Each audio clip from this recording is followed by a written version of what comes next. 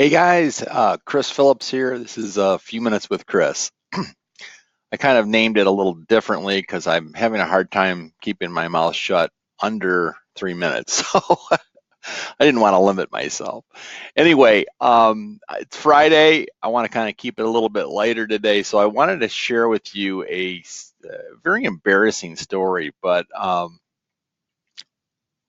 got my start in the service industry when my dad uh, told me that the condos had to get the gutters cleaned out that we lived in, and I made $75 cleaning 38 units out, and I thought it was the greatest thing in the world.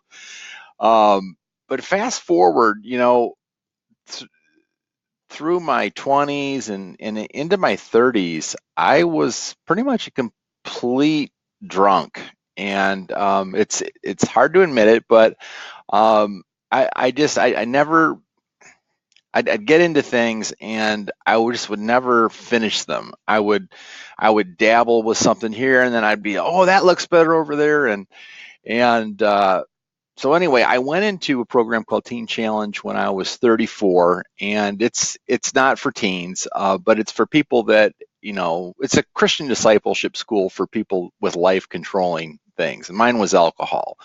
And so I spent a year there. I went in, I mean, they gave me less than a year to live. My liver was shutting down. I was 260 pounds. I was turning orange. It was pretty awful. But I got out of there. I was just on top of my game. I actually came out there glowing, and I got a great relationship with the Lord.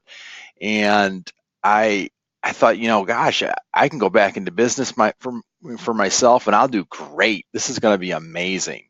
Um, but it wasn't like that. I still had a lot of really bad habits, and I would go out and find some work, and I'd do it, and then I'd be out of work, and then I'd have to go find work, and I kind of what I call dabbled with service industry business, and I thought I had my own business, Phillips Services, but I was really just self-employed, and I didn't really do much.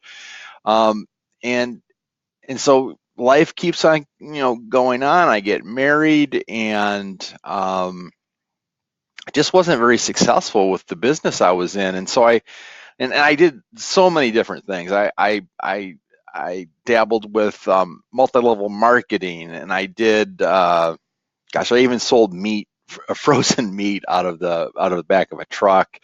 But I was always pulled back to the service industry, and so uh, about 5 years after I got out of Teen Challenge, I started doing a lot of painting, and I had a little painting company, and I started drinking again, and so those old habits kind of came back to haunt me. But so the embarrassing story is, I got this house painting job on Lake Fenton here. It's stone's throw. It's probably 200 yards from here. Um, and I get this house, and I'm not that great of a painter, and the thing took forever, and I underbid it. But the guy next door kept on coming over because he wanted me to paint his fence, okay? And it's a big split rail fence. And so I'm thinking, yeah, okay, you buy the paint, 400 bucks, I'll do it.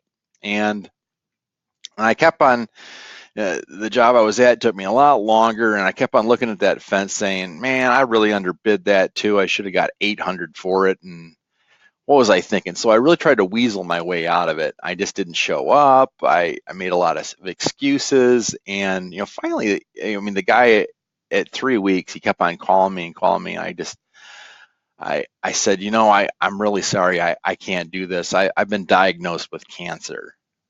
I actually said that. Um, Total low point of my life.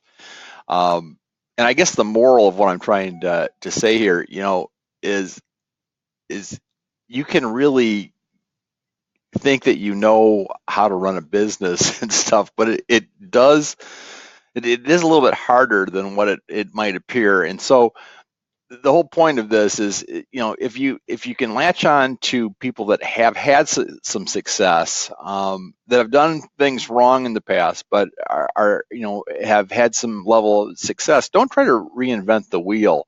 The funny part about that story is the next year I really kind of got going and again, and I stopped drinking again, and I ended up bumping into this guy at the grocery store. I was like, he was like, "Oh, you okay?" And I was like, "Yeah, it's a miracle I'm in cure." Oh, anyway, so happy Friday. I hope you gained something out of that. Thanks.